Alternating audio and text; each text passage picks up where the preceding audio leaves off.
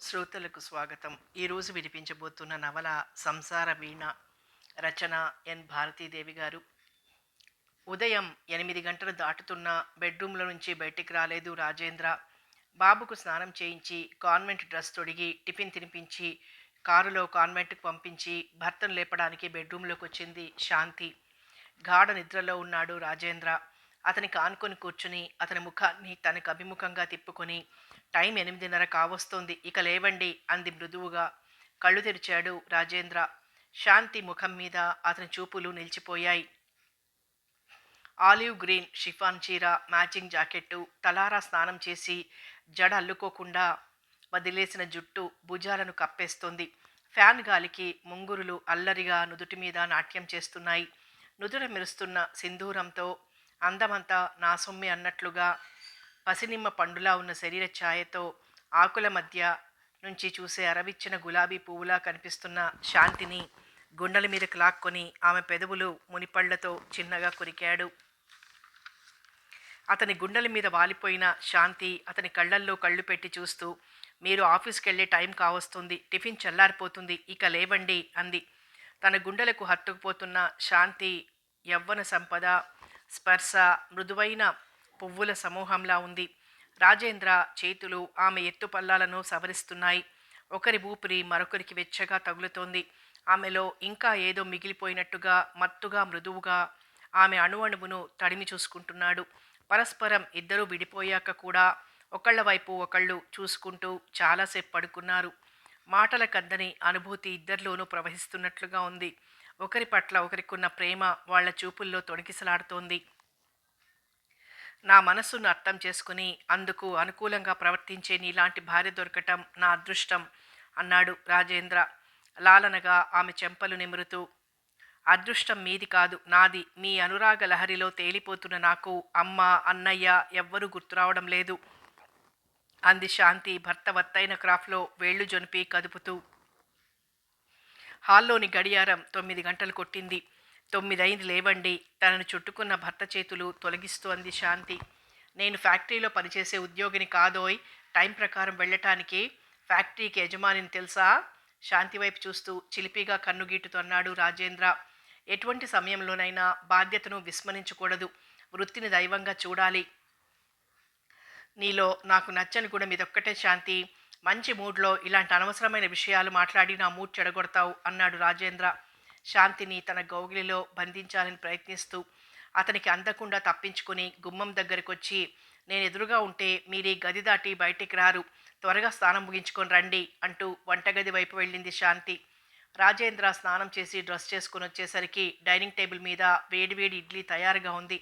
పక్కనే అతనికి ఇష్టమైన కొబ్బరి పచ్చడి, కారప్పొడి, వెన్న కాచిన నెయ్యి. ఇడ్లీ తుంచి నేతిలో ముంచి కారప్పొడితో అద్ది రాజేంద్ర నోటికి అందిస్తూ, మీకిదేం అలవాటండి? చిన్న పిల్లవాడికి తినిపించినట్లు టిఫిన్ తినిపించాలి, అన్నం కలిపి ముద్దలు తినిపించాలి, అన్నం కలుపుకొని తినటం కూడా చాతకాదు, కబుర్లు చెప్తారు అంది శాంతి.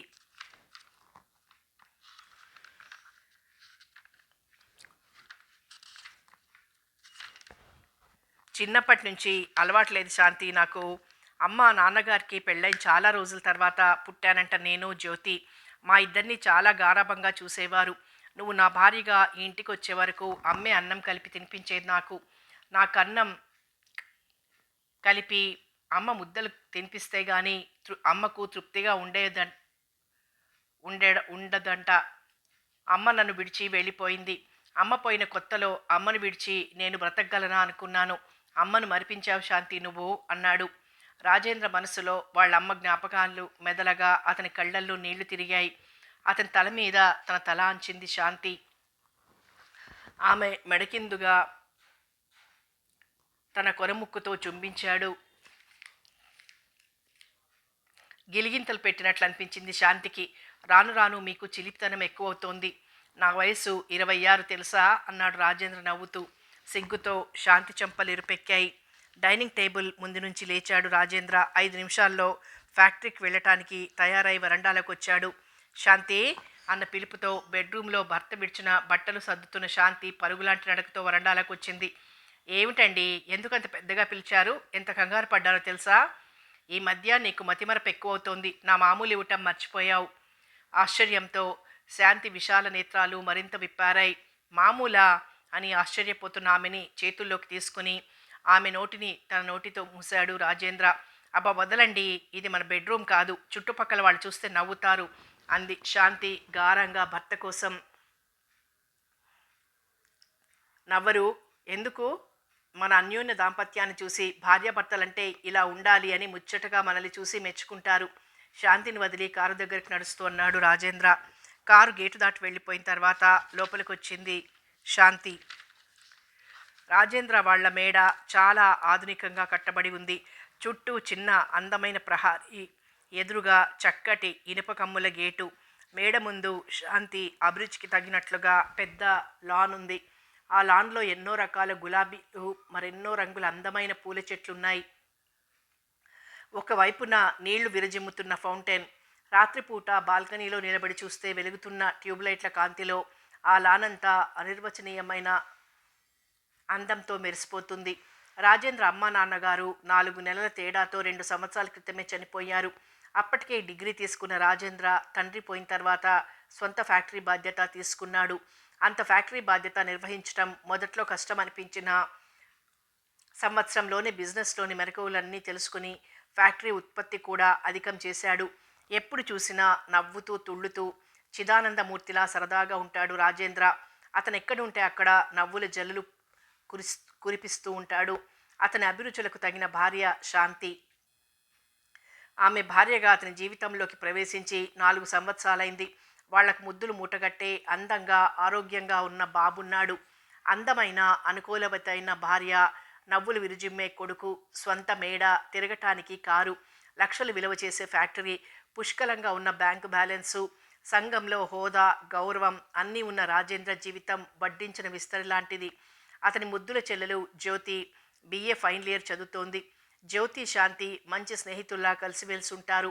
చికాకులు, సమస్యలు, ఆర్థిక ఇబ్బందులు ఆ మేడ దరిదాపుల్లోకి రావటానికి కూడా భయపడతాయి. ప్రపంచంలోని సంతోషం, ఆనందమంతా తమ స్వంతమే అన్నట్లుంటారు వాళ్ళు. కారు దిగి లోపలికి రాబోతున్న రాజేంద్ర హాల్లో నుంచి బయటకు వస్తున్న శాంతిని చూడగానే అతని కనుబొమ్మలు ముడిపడ్డాయి. నలిగిన చీర, చెదిరిన జుట్టు, అప్పుడే నిద్రలో నుంచి లేచొస్తున్నట్లుగా ఉంది. ఈ అవతారం ఏమిటి శాంతి? నేను వచ్చేసరికి తయారై ఉండమని 2 సార్లు ఫోన్ చేసి చెప్పానుగా, ఇంకా ఇలాగే ఉన్నావేం? సినిమాకి వెళ్ళటానికి ఇంకా గంట టైం ఉంది, ఎందుకలా హడావిడి పడతారు అంది శాంతి నవ్వుతూ. నిన్ను మంచి స్పెషలిస్ట్కి చూపించాలి, నీకు మతిమరపు ఎక్కువవుతోంది. మా ఫ్రెండ్ తన మ్యారేజ్ డే పార్టీ ఇస్తున్నాడు, మన ఇద్దరం కలిసి వెళ్దాం, నేను వచ్చేసరికి తయారై ఉండు అని నేను 2 సార్లు ఫోన్ చేసి చెప్పాను. అటువంటి పార్టీలకు రావటం నాకు ఇష్టం ఉండదు. ఏమిటో ఆ వాతావరణం నాకు నచ్చదు. నీకెవరూ నచ్చరు. మా ఫ్రెండ్స్ అంతా ఎక్కడికొచ్చినా ఫ్యామిలీతో వస్తారు. నిన్నెక్కడికి రమ్మన్నా రావు. నా ఫ్రెండ్ బెనర్జీ భార్య మన ఇంటికి 4 సార్లు వచ్చినా నువ్వు అంటీ ముట్టనట్లుగా ముభావంగా మాట్లాడావు. పాపం ఆవిడెంత బాధపడిందో. మన ఇంటికి వచ్చే వాళ్ళంతా నీతో స్నేహం పెంచుకోవాలని తహతహలాడతారు. నువ్వేమో మన ఇంటికి ఎవరొచ్చినా వాళ్ళెప్పుడు వెళ్తారా అన్నట్లుంటావు. వాళ్ళెవరు మన అంతస్తుకు తీసిపోయే వాళ్ళు కాదు. మన అంతస్తుకు పై అంతస్తు వాళ్లే. కానీ అందరూ ఫ్యామిలీలతో వస్తే ఎప్పుడు నేను మాత్రం ఫ్యామిలీ లేని బ్రహ్మచారిలా వెళ్తుంటాను. తెచ్చిపెట్టుకున్న కోపంతో విసుగ్గా అన్నాడు రాజేంద్ర. భర్తకు కోపం వచ్చిందని గ్రహించిన శాంతి సోఫాలో కూర్చున్న భర్త పక్కన కూర్చొని అతని భుజం మీద తలాంచి అతని కళ్ళల్లోకి చూస్తూ, నాకు అందరితో స్నేహంగా కలిసిమెలిసి ఉండాలనే ఉంటుందండి. మన ఇంటికి వచ్చే మీ ఫ్రెండ్సు, వాళ్ళ ఆచార వ్యవహారాలు, వాళ్ళ జీవన విధానం నాకు నచ్చదు. ఎప్పుడూ ఇంటి పట్టునుండకుండా క్లబ్బులకని మీటింగులకని తిరుగుతుంటారు. పిల్లల్ని ఆయాల మీద వదిలేస్తారు. పిల్లలకు తల్లి కలిపి తినిపించే గోరుముద్దల్లోని ప్రేమ, ఆప్యాయత ఆయాలు స్పూన్లతో తినిపిస్తే వస్తుందా? భర్తకు పిల్లలకు స్వయంగా వండి వడ్డించవలసింది పోయి వాళ్లే హోటల్ మీద ఆధారపడుతుంటారు. పిల్లల్ని వదిలేసి అలా బయట తిరగటం, మగవాళ్లతో సమానంగా డ్రింక్ చేయటం, ఇలాంటివన్నీ నాకు ఇష్టం ఉండదు. మన ఇంటికి వచ్చే ఆడవాళ్లంతా ఒకరిని మించి ఒకరు ఫ్యాషన్గా కనిపించాలని తాపత్రయపడుతుంటారు. అటువంటి వాళ్లతో స్నేహం పెంచుకోవాలంటే నాకు కంపరంగా ఉంటుంది అంది. సారీ శాంతి, కటువుగా మాట్లాడాను. తన చేత్తో ఆమె చెక్కిలి నిమురుతూ మృదువుగా అన్నాడు రాజేంద్ర. నా భర్త, నా బాబు, నా ఇల్లు, ఇదే నా ప్రపంచం. నేను సృష్టించుకున్న నా చిన్ని ప్రపంచాన్ని వదిలి నేను బయటికి రాలేనండి. ఇక్కడున్న తృప్తి నాకు ఇంకెక్కడా కనిపించదు. సినిమాలకు, షికార్లకు వెళ్తే నాకు సరదాగా అనిపించకపోగా, నా చిన్న ప్రపంచాన్ని వదిలి దూరంగా వచ్చానని బాధగా, భయంగా ఉంటుంది. మిమ్మల్ని నేనెంతగా ప్రేమిస్తున్నానో మీకు తెలియదండి. పార్టీలకు మీతో కలిసి రావటానికి నేనిష్టపడని కారణం, మనిద్దరం కలిసి ఏ పార్టీకి వెళ్ళినా అక్కడికొచ్చే ఆడవాళ్ళు మీతో ఎంతో చనువుగా మీ భుజాల మీద చేతులు వేసి మాట్లాడుతుంటారు. అప్పుడు నా మనసు ఎంత చిత్రహింసకు గురవుతుందో మీకు తెలియదు. వాళ్ళు నా కళ్ళకు స్నేహితుల్లా కనిపించరు. నా సంపదను దోచుకుంటున్న శత్రువుల్లా కనిపిస్తారు.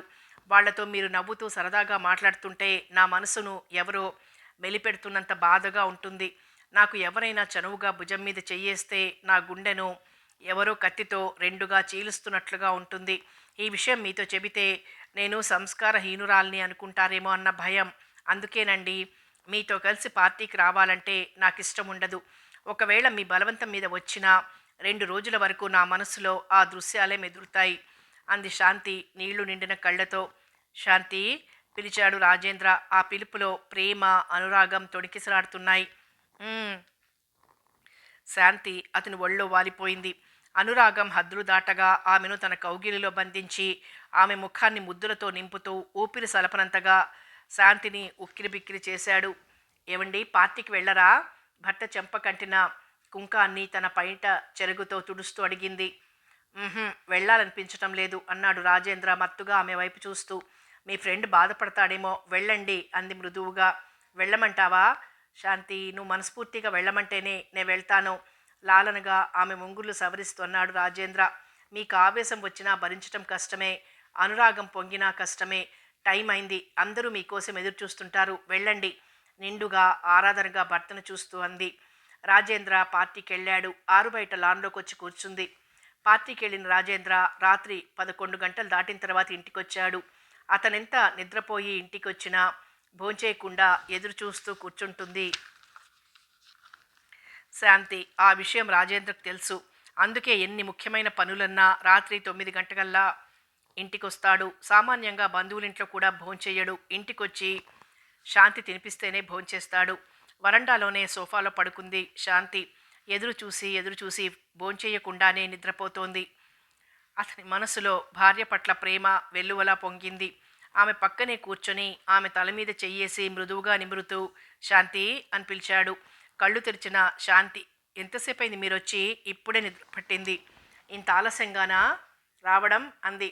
"సారీ, నువ్వు ఎదురు చూస్తుంటావని నాకు తెలుసు.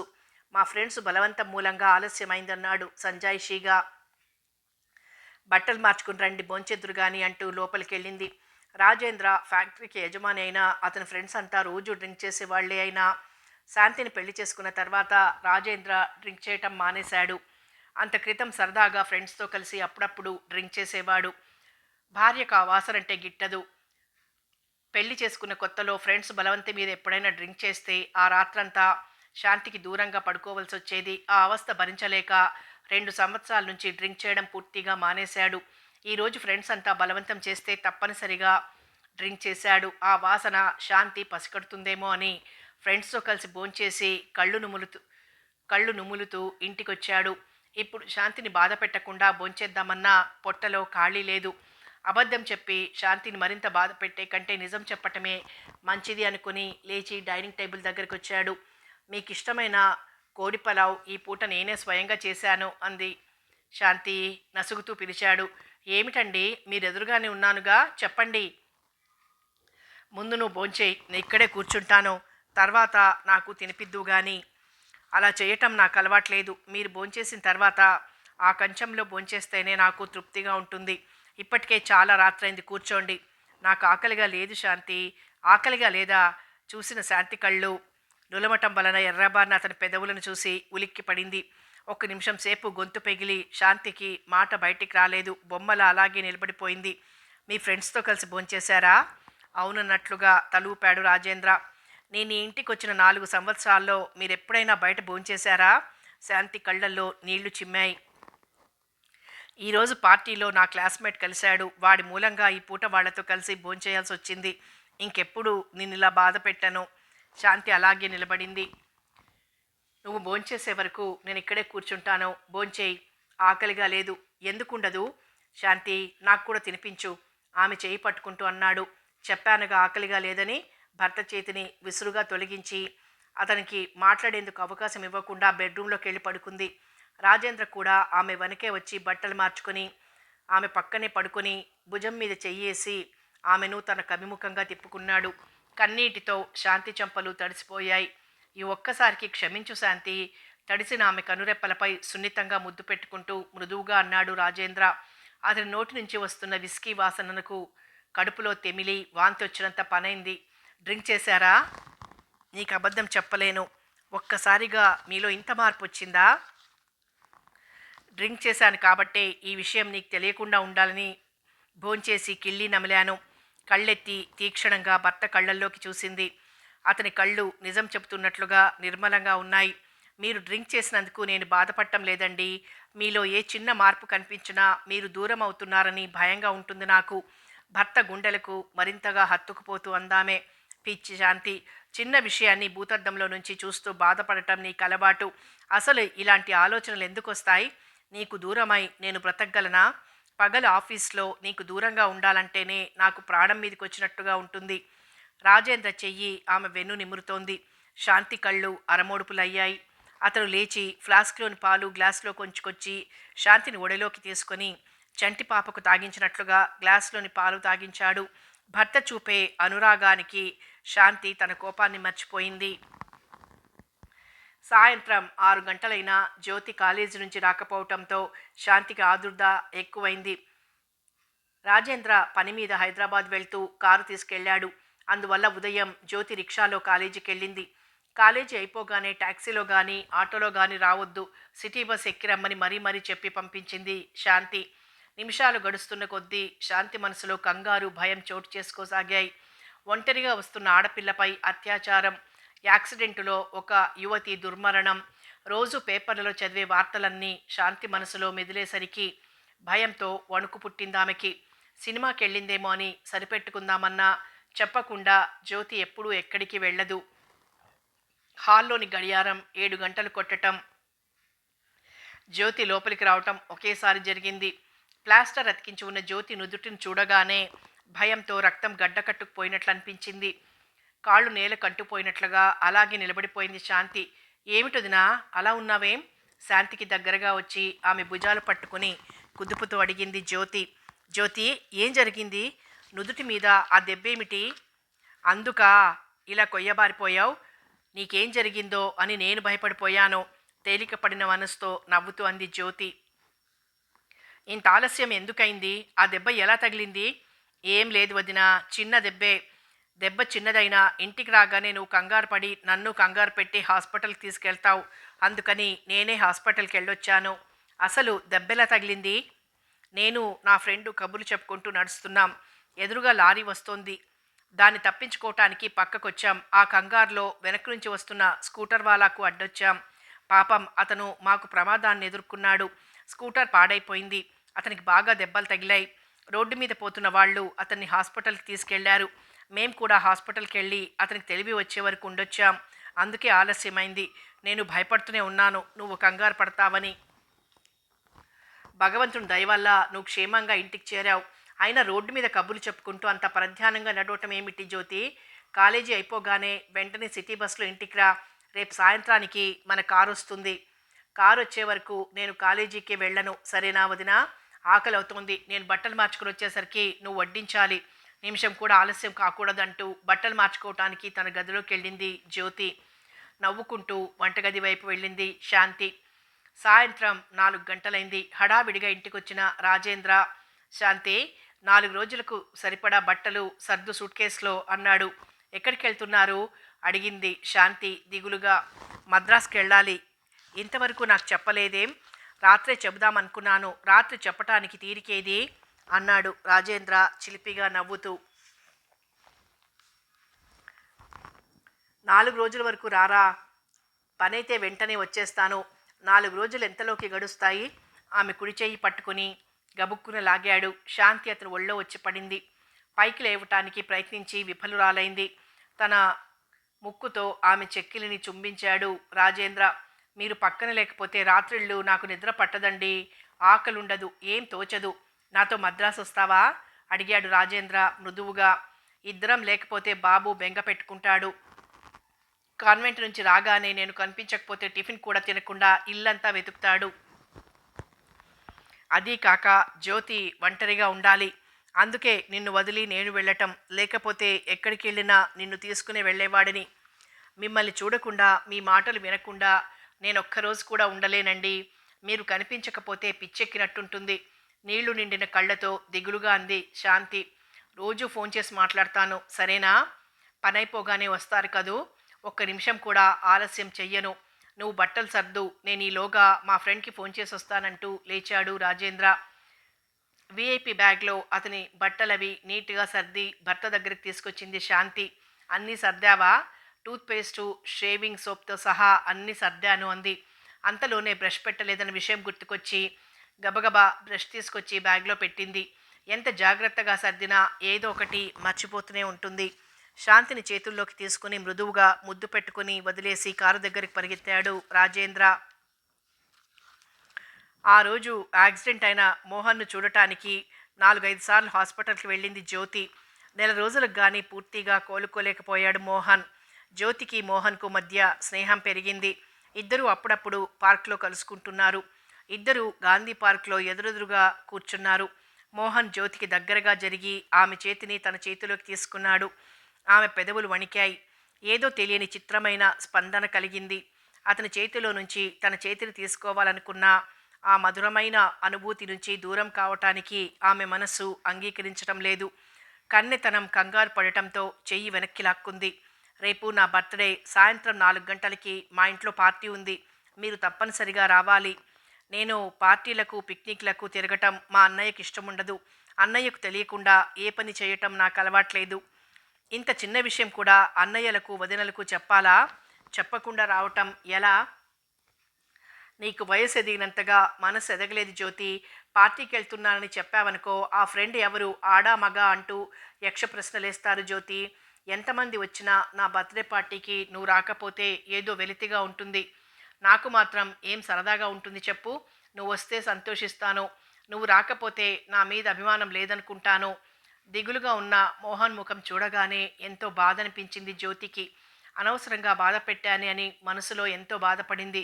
రేపు 4 గంటలకు మీ ఇంటికి వస్తాను. నమ్మలేనట్లుగా చూశాడు మోహన్ జ్యోతి వైపు. నమ్మలేకపోతున్నారా? రేపు మీరే చూస్తారుగా అంది జ్యోతి నవ్వుతూ. మీరు నవ్వుతుంటే మల్లెపూలు వర్షం కురుస్తున్నట్లుగా మెరిసే తెల్లటి పలువరసతో నవ్వుతున్నప్పుడు మీ ముఖం చాలా అందంగా ఉంటుంది. వయసులో నేను మీకంటే చిన్నదాన్ని.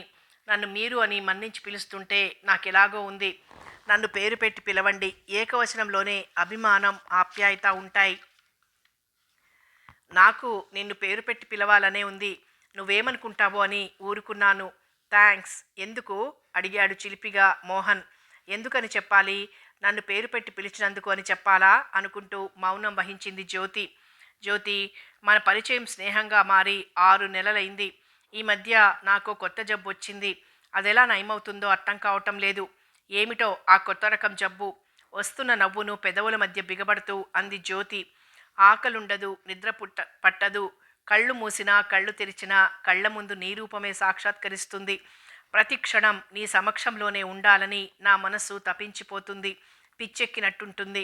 అతని మాటలు సిగ్గుతో జ్యోతి చూపులు నేలవాలాయి. రేపు సాయంత్రం తప్పనిసరిగా వస్తావు కదూ? మాట తప్పటం నాకు అలవాట్లేదు. నీకు మా ఇంటి అడ్రస్ తెలియదుగా. ఉండు రాసిస్తానంటూ జేబులో నుంచి కాగితం తీశాడు. జ్యోతి తన పర్సులో నుంచి పెన్ను తీసిచ్చింది. అడ్రస్ రాసి ఆ కాగితం జ్యోతికిచ్చాడు మోహన్. వదిన ఎదురు చూస్తుంటుంది. వెళ్తాను. నువ్వు వెళ్తానంటే మనసంతా దిగులుగా ఉంటుంది. నిన్ను చూడకుండా 24 గంటలు గడపాలి. సున్నాల చుట్టిన అతని బొంగమూతి చూసి నవ్వాపుకోలేకపోయింది జ్యోతి. నయమే, అందరూ రావటానికి వీలుగా మీ పుట్టినరోజు ఆదివారం వచ్చింది. వెళ్ళటానికి లేస్తూ అంది జ్యోతి. పార్క్లో నుంచి బయటకొచ్చి ఆటో ఎక్కింది జ్యోతి. 3 గంటలకు స్నానం చేసి అద్దం ముందు కూర్చుంది జ్యోతి. జుట్టంతా దువ్వి పొడవుగా జడల్లుకొని ఒక పక్కగా గులాబీ పువ్వు పెట్టుకుంది. కట్టుకున్న నీలం రంగు కంచిపట్టు చీర నచ్చలేదు. లేచి బీరువాలోంచి రకరకాల చీరలు తీసి మంచం మీద గుట్టగా పడేసింది. దాదాపు 10 చీరలు మార్చింది. ఏదీ నచ్చలేదు. చివరికి ఎరుపు రంగు ఆర్గండి పట్టు చీర కట్టుకుని మ్యాచింగ్ జాకెట్ వేసుకుంది.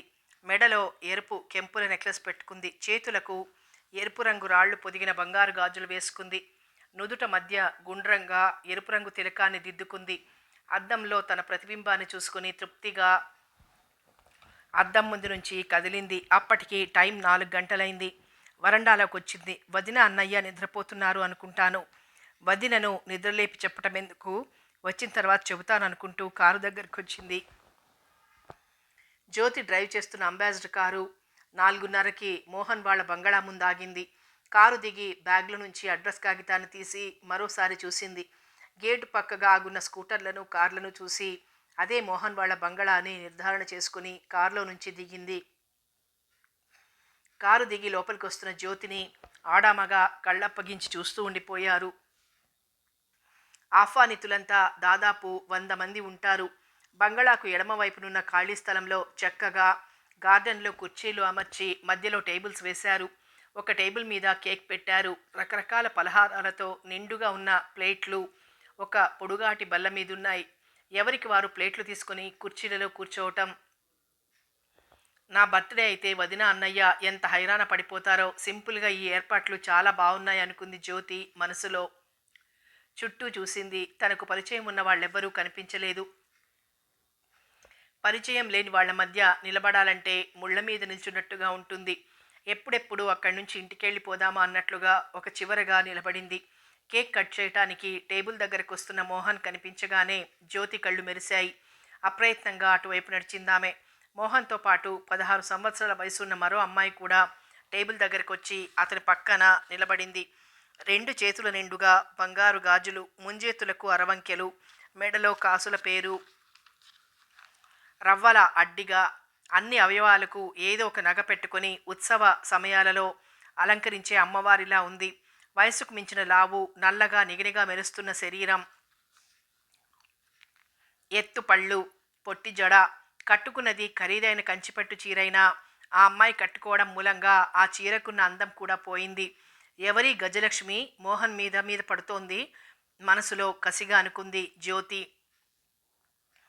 మోహన్ కేక్ కట్ చేశాడు. చప్పట్లు పాటలు పూర్తి అయ్యాక పార్టీ మొదలైంది. అందరూ టిఫిన్ ప్లేట్ల మీద దండయాత్ర సాగించారు. అందరికీ దూరంగా ఉన్నట్టు నిలబడిన జ్యోతి మీద మోహన్ చూపులు పడ్డాయి. అతను జ్యోతి దగ్గరికి వచ్చి, హలో జ్యోతి, ఇంత ఆలస్యంగా రావటం అన్నాడు. మీరు కేక్ కట్ చేయకముందే వచ్చాను నేను, అంది జ్యోతి నవ్వుతూ. నాకు అక్కడ కనిపించలేదేం? అది సరే గాని ఇప్పటిదాకా మీ పక్క నిలబడిన గజలక్ష్మి ఎవరు? గజలక్ష్మ? అదేనండి, అమ్మవారిలా ఒంటి నిండా నగలు పెట్టుకున్న అమ్మాయి. చచ్చాంపో, ఆ అమ్మాయా? ఆ అమ్మాయి పేరు గజలక్ష్మి కాదు, రాణి, మా మామయ్య కూతురు, నవ్వుతూ అన్నాడు మోహన్. ఇంతలో అటుగా వచ్చిన మరో అమ్మాయి మోహన్ చేతిని తన చేతుల్లోకి తీసుకుని, సారీ మోహన్, పార్టీకి రావటం ఆలస్యమైందంది గారాలిపోతూ. ఆ దృశ్యం చూడగానే ఒంటికి కారం రాసుకున్నట్లుగా ఒళ్ళు మండిపోయింది జ్యోతికి. తీక్షణంగా మోహన్ వైపు చూసింది. ఆ చూపులకు అర్థం తెలుసుకున్న మోహన్ ఆ అమ్మాయి చేతిలో నుంచి చెయ్యి తీసుకున్నాడు. ఈ అమ్మాయి వనజ, నా స్నేహితుని చెల్లెలు అంటూ జ్యోతికి పరిచయం చేసి వనజ వైపు తిరిగి, ఆ ఖాళీగా ఉన్న టేబుల్ దగ్గర కూర్చోవస్తున్నా అన్నాడు మోహన్. వనజ అతను చూపించిన టేబుల్ దగ్గరికి వెళ్ళి కూర్చుంది. అసూయతో కోపంతో కందిపోయిన జ్యోతి ముఖం చూసి పలకరించడానికి ధైర్యం చాలక తలంచుకొని నిలబడ్డాడు మోహన్.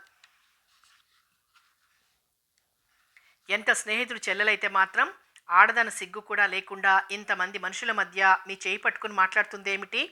స్నేహితుడు చెల్లెలు కదా, నేనంటే అభిమానం, చనువుగా ఉంటుంది, అంతే.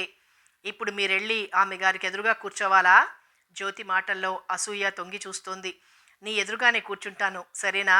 అన్నాడు మోహన్ మృదువుగా. అప్పటికి ఆమెకు కాస్త కోపం తగ్గింది. టిఫిన్ చేద్దు గాని రా జ్యోతి, వీళ్ళ మధ్య కూర్చోవాలంటేనే కంపరంగా ఉంది నాకు. మగ ఆడ తేడా లేకుండా కోతుల్లా గెంతుతున్న వీళ్ళని చూస్తుంటే నాగరికత పేరుతో మనం ఎంత హీనస్థితికి దిగజారిపోతున్నామో అర్థమైంది. వీళ్ళని చూస్తుంటే కాలేజీలో చదివే వాళ్ళల్లా లేరు, ఇప్పుడే అడవిలోంచి పట్టుకొచ్చిన జంతువుల్లా ఉన్నారు. ఇటువంటి పార్టీకి వచ్చానని తెలిస్తే అన్నయ్య నా ప్రాణం తీస్తాడు. నీ మాటలు విన్నవాళ్ళు నువ్వు కాలేజీలో చదువుతున్నావంటే నమ్మరు. అలంకరణ అధునాతనంగా ఉన్న నీ భావాలు మాత్రం అమ్మమ్మల భావాల్లా ఉన్నాయి. జ్యోతి, ఈ పొంగులు బారుతున్న వయస్సులోనే మనిషి ఏ సరదా అయినా అనుభవించేది. పెళ్ళైన తర్వాత జీవితంలో థ్రిల్ ఏముంటుంది? ఇలా నలుగురు ఒక చోట కలిసినప్పుడేగా సరదాగా గడిపేది. వాళ్ళల్లో లా చదివేవాళ్ళు, మెడిసిన్ చదివేవాళ్ళు కూడా ఉన్నారు అన్నాడు మోహన్ నవ్వుతూ. మీ అభిప్రాయాలు, నా అభిప్రాయాలు ఉత్తర దక్షిణ ధృవాల్లా ఏ విషయంలోనూ కలవవు. అయినా మనిద్దరం త్వరలో ఒకటి కాబోతున్నాం అన్నాడు మోహన్ నవ్వుతూ. జ్యోతి నవ్వింది. ఆమె నవ్వుతుంటే ఆమె చెవులకున్న ముత్యాల జూకాలు తమాషాగా కదులుతున్నాయి. నువ్వు పార్టీ పూర్తి అయ్యేంత వరకు ఉండకపోతే నాకు చాలా బాధగా ఉంటుంది. ఎలాగో వచ్చానుగా, ఉండకుండా ఎలా వెళ్తాను? మోహన్, జ్యోతి ఒక టేబుల్ దగ్గర ఎదురెదురుగా కూర్చున్నారు. అక్కడికి దగ్గరగా కూర్చున్న వనజ ముఖం ముడుచుకుపోవటం జ్యోతి గమనించింది. ఎందుకో ఆ క్షణంలో జ్యోతికి గర్వంగా కూడా ఉంది. ఆ గర్వానికి కారణం మోహన్ నావాడు అన్న విషయం వనజ అర్థం చేసేసుకుందనేమో. వనజ చూపులు వీళ్ల మీదనే ఉన్నాయి. గ్రే కలర్ ప్యాంటులో నీలం రంగు పువ్వుల షర్టు టక్ చేశాడు. 6 అడుగుల ఎత్తుకు తగిన లావుతో హుందాగా దర్జాగా ఉండే మోహన్ ఏ అమ్మాయినైనా ఆకర్షిస్తాడు. పాపం వనజ తప్పేముంది, నాలాగే తను కూడా మోహన్ని స్వంతం చేసుకోవాలని ఆలోచిస్తుందేమో అనుకుంది మనసులో జ్యోతి. కొంతసేపటికి పార్టీ ముగిసి వచ్చిన వాళ్ళంతా ఒకరొకరుగా వెళ్ళిపోసాగారు. జ్యోతి కూడా వెళ్ళటానికి లేచింది. అప్పటికే టైం రాత్రి 8 గంటలు కావస్తోంది. ఈ చీకట్లో ఒక్కదానివి ఎలా వెళ్తావు? ఒక్క నిమిషం ఉండు, నీ కారులో మీ ఇంటి వరకు నేను కూడా వస్తాను.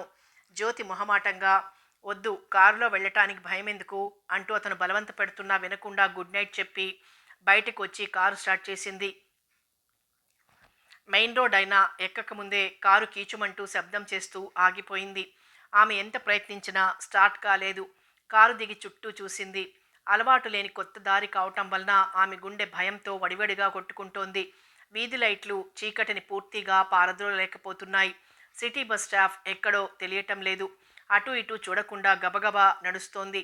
ఇంతలో పక్కన స్కూటర్ ఆగినట్లయితే అప్రయత్నంగా తల తిప్పి చూసింది. నేను చెప్పినా వినకుండా బయలుదేరావు. ఈ వీధన్న దాటకముందే కారు ఆగిపోయింది కదా, వెనక్కొచ్చి నాతో చెప్పకూడదు, అంత బింకంగా నడుస్తున్నావు. ఈ కారుని విసిరేసినట్టుగా సిటీకి దూరంగా ఉంటుంది. 8 గంటలు దాటితే ఇటువైపు రిక్షాలు కూడా కనిపించవు. ఒంటరిగా ఆడపిల్ల నడవటం అంత మంచిది కాదు. నా స్కూటర్ మీద డ్రాప్ చేస్తాను, రండి అన్నాడు మోహన్. ఇతని స్కూటర్ మీద నుంచి దిగటం వదిన చూస్తే ఏమనుకుంటుందో, అలా అని ఒంటరిగా వెళ్తే ఏ ప్రమాదం ముంచుకొస్తుందో అన్న భయం. ఎటూ తేల్చుకోలేక ఒక్క నిమిషం అలాగే నిలబడింది. త్వరగా రండి, ఆలస్యమైతే మీ అన్నయ్య ఏమంటాడో అన్నాడు మోహన్. స్కూటర్ దగ్గరకు వచ్చి వెనక సీటు మీద కూర్చుంది. స్కూటర్ స్టార్ట్ చేశాడు మోహన్. గాలిలో తేలిపోతున్నట్లుగా ఉంది జ్యోతికి. మోహన్ పక్కన కూర్చుని అలా ప్రయాణం చేయటం ఎంతో హాయిగా ఉంది. మీ ఇల్లు నాకు తెలియదు, ఎటు పోనివ్వమంటారో చెప్పండి. ఎడం వైపు ఇప్పుడు స్ట్రైట్గా అంటూ డైరెక్షన్లు ఇస్తోంది జ్యోతి. ఆమె చెప్పినట్లుగా నెమ్మదిగా పోనిస్తున్నాడు స్కూటర్ని. వీధి మలుపు దగ్గర స్కూటర్ని ఆపమంది. అలాగే చేశాడు. జ్యోతి స్కూటర్ మీద నుంచి దిగింది. ఇక్కడికి మా ఇల్లు దగ్గరే, ఇక వెళ్తాను, థ్యాంక్స్ అంటూ ముందుకు నడిచింది. జ్యోతి వెళ్లే వరకు చూస్తూ నిల్చుని తర్వాత స్కూటర్ స్టార్ట్ చేశాడు మోహన్. కథ కొనసాగుతుంది.